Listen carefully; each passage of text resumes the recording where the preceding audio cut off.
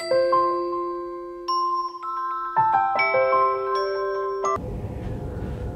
good morning, everybody. We're here with Rafael Dagnesses, candidate for the 26th Congressional District, and we're here for a Meet the Candidate interview. Welcome, Rafael. Thank you, Bob. Good morning. How about giving us a little background on who Rafael is, where you came from, and why you're actually running for Congress? Well, it's a long story, and I'll keep it short, Bob. I was actually born in communist Cuba, socialist communist Cuba, and my father fought in the revolution, actually, and he fought for a more democratic system of government, and we know history, and that's not what they received. When I was a kid, my father, because we wanted freedom and we wanted to leave the country, was actually placed in a forced labor camp for extended periods of time. And our family was persecuted for wanting freedom. We were fortunate to be able to leave finally, and we arrived here in the U.S., and thank God for that. We initially arrived in Miami, and my father did not want to be part of the whole politics that was going on in Miami regarding the Castro issues, so we wound up in Los Angeles. And I was actually raised in an area of Los Angeles next to downtown LA that's called the Rampart area of LA, near MacArthur Park. Actually, we initially arrived at a motel or a hotel across the street from MacArthur Park. So I was actually raised really surrounded by what I call generational poverty,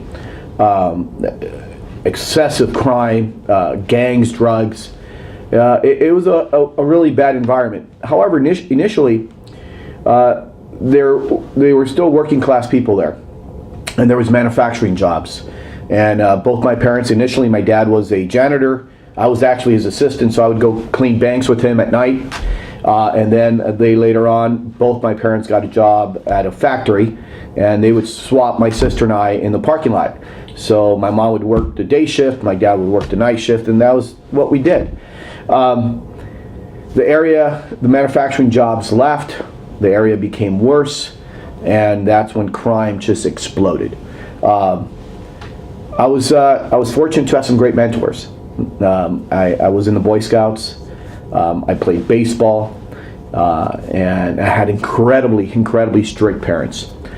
There were drive-by shootings right in front of my house on a regular basis. Both my neighbors, childhood friends that grew up, that became members of opposing gangs, were both shot right there in front of my house.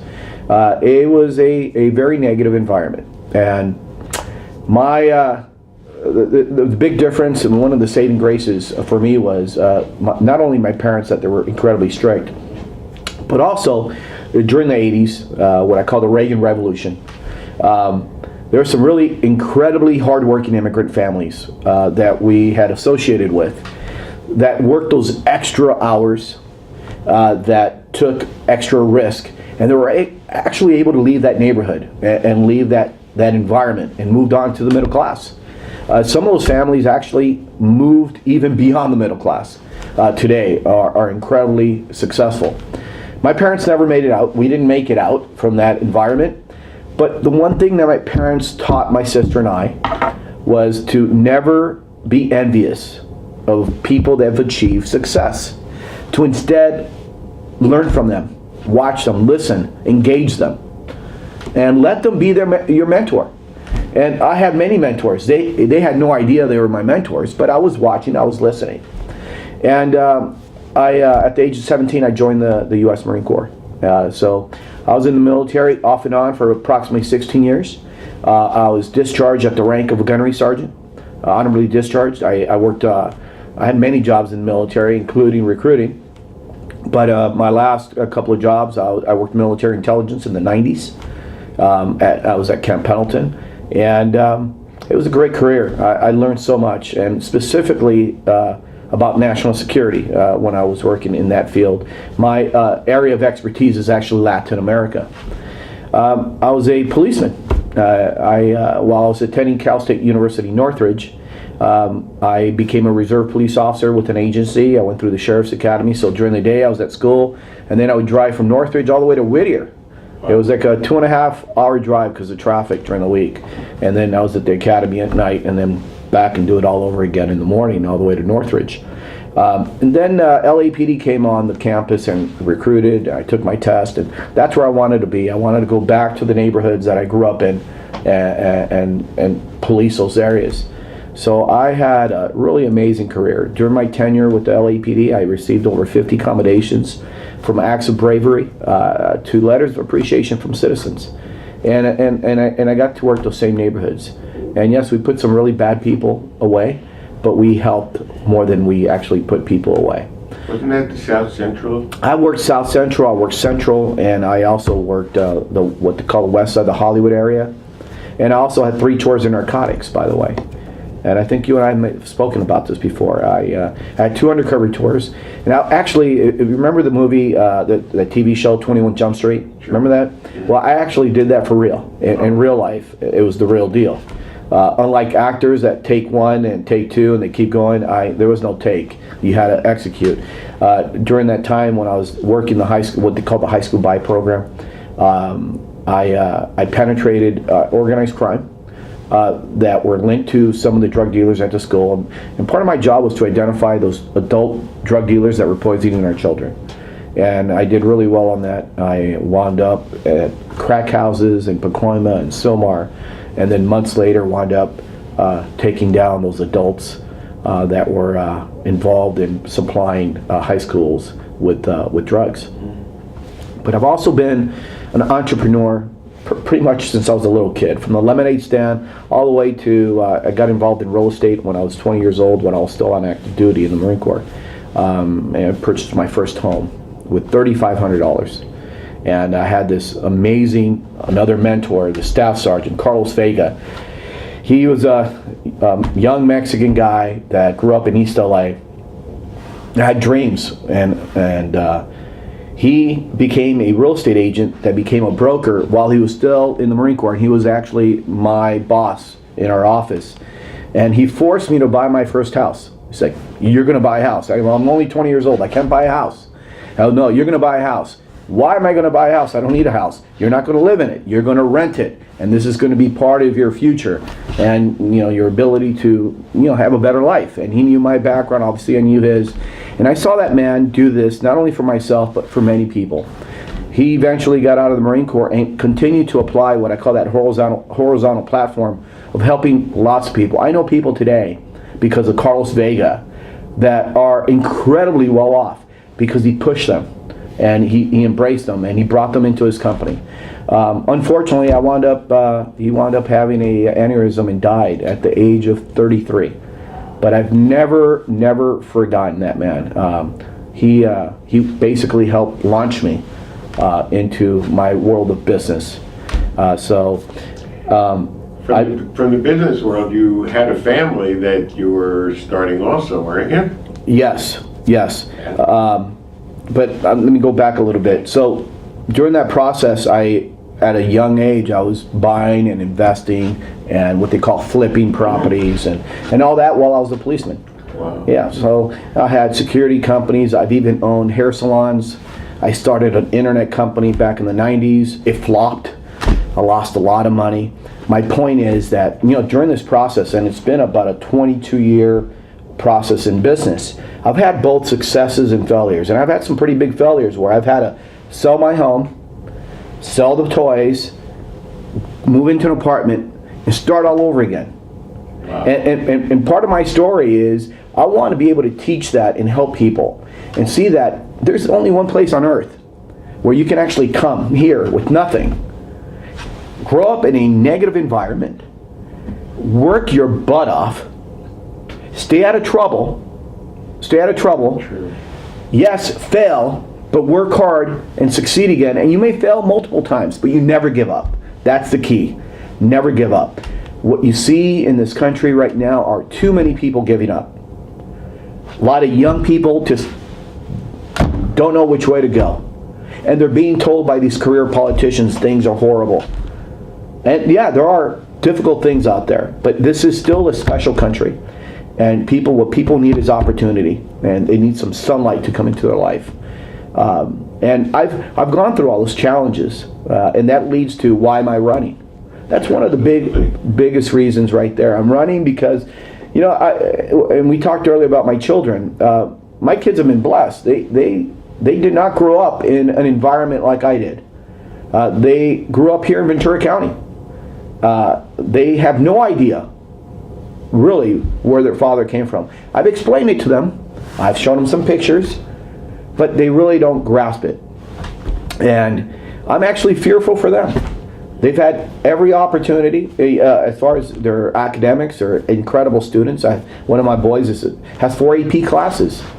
I'm so proud about that and being able to provide that for them. But with that said, I'm worried about their future and the lack of opportunity. And here in our county specifically, there is no growth. It's under 1% in the last year. Yet these politicians, some of them, including my opponent, says, hey, I'm proud to bring jobs to Ventura County. Yeah, we just lost another 1,000 jobs 2 weeks ago here locally in Oxnard. And I know from a great source, there's another plant that's going to be leaving California with another 450 jobs. They're going to be leaving Ventura County. And it keeps going on. So they're either leaving the state of California, they're leaving our district, some are leaving out of the country, and others are just leaving out of the state. And unfortunately, we lose a lot of jobs in Texas. And I know that because I go to Texas quite a bit. I see the cranes operating and all these California companies in Texas. They should be here, not over there. Unquestionably. So now that you've running, okay, and you're in the midst of this election for the 26th Congressional District, how has it really been, the process as you see it versus maybe what you had conceived it might be? Yeah. I should write a book. When my wife said, you should take down some notes. This process is, to say the least, bizarre. I'm not going to say corrupt. I'm going to say that it's a broken system. It's a system where politically connected people help each other, even including behind the scenes with people that you may not think get along politically. Behind the scenes are conspiring to move an agenda. Mostly, this is all about money. If you don't have money, no one wants to talk to you. It's about favors. So I decided a long time ago that I was not going to be involved in this system of chasing the money. Instead, I was going to be creating relationships and sharing my story and inspiring those specifically that are less fortunate, that they don't have to give up. And they don't have to listen to the lies. And what I say in Spanish, la gran mentira, the lies of these career politicians that basically really divide us and are driving a wedge in this country. I think we're both old enough to not have seen this type of divide in this country, at least not in my lifetime here. Yeah. Not like this. So how would you, as congressman, okay, help? What do you see in how to make these changes? First thing is creating relationships and not being afraid to engage people that even don't agree with you at all. That's critical. Relationships, when people are actually talking to each other in a civil way, those barriers come down. When you actually shake someone's hand and sit with them, share a cup of coffee or have lunch and share each other's dreams and ambitions and thoughts about what the problems are, those barriers start falling apart. There are some people that are just, you're not going to reach them, and they're not interested because they're part of that process. They like that divide. If you think about, I think it's correct. For the first time in American history, this middle class is actually smaller. The middle class is the backbone of this country. And poverty has increased. So the party that claims to be for the poor, maybe they are for making people poor, is what they really are for. And on the way over here, I was actually listening to a report that here in California, that black and Hispanic children, their academics are getting worse and falling more behind. You know, homelessness in Southern California has gone up 53% in the last 2 years alone. Who's in charge? If you're honest with yourself, and I don't care if you're a Democrat, Republican, Independent, Socialist, whatever you claim you are, just please use common sense. Use honesty. I mean, these people are outright dishonest, and they don't want to admit the truth, what's in front of them. You go down, up and down that corridor where the Metrolink goes. You go to LA where it used to be just Skid Row. It's everywhere, tent cities. And it's not just drug addicts or mentally ill people out there anymore. There are families out there. There are children out there. And if you're well off, you can't ignore that, because it's going to be knocking in your neighborhood one day. And it's going to continue to expand. I especially become frustrated. What I say is the exploitation of the less educated, the less fortunate, specifically in areas where there's minority neighborhoods. And you know, I like to get rid of all those little titles. Either we're all Americans or we're not. There are Americans that are poor, there are Americans that are middle class, and there are Americans that are rich. And this whole divide thing that we're involved in, where they divide people based on their color, their sexual orientation, their economic status, their nationality, is wrong. You know, when we arrived here, it was you inspired to move up. Now, if you try to move up, you're called a sellout, or you're mocked, or you're criticized if you're incredibly successful. What I want to see people in the poverty ranks that work hard be able to move on to the middle class. And yes, if they desire and they're able to, and they get lucky, they might even be able to move on even further. I want to see middle class people to be able to move into I want to see more rich people, really. There's nothing wrong with people being rich. I don't want to take their money away.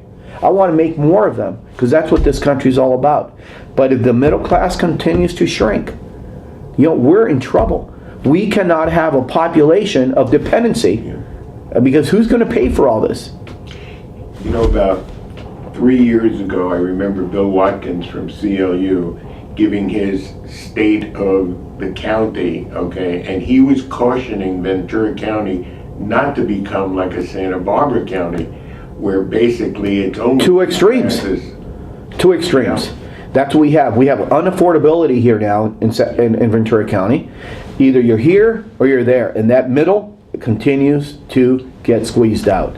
Well, Rafael, I really want to keep this first one as your introduction to the community, okay? And I think that what we'd like to do during this entire election process is have you come in on a regular basis, as we're offering to all other candidates, so that the general public could have some place to be able to see who our candidates are. Thank you. So we really thank you for coming in. Could I pitch my website? Absolutely. And obviously kind of reiterate who I am and where. Okay, so I'm Rafael Dagnesses, and I'm the Republican nominee for the U.S. House of Representatives here in Ventura County, which also covers a piece of Westlake into the Malibu Canyon and the L.A. County side. And I'm asking for your vote. I'm going to work harder than anyone else in the past. I'm passionate. I love this country. I've served this country. I've served you for decades. And this is just another period of service for me. I am not a career politician, nor will I ever be a career politician, and I will not participate in the politics of division. I am going to engage and break that system up and expose the people and the system that actually does that to us. Thank you. And by the way, the website, the short version, I'll give you the short version. It's www.rfc2016.com. Thank you.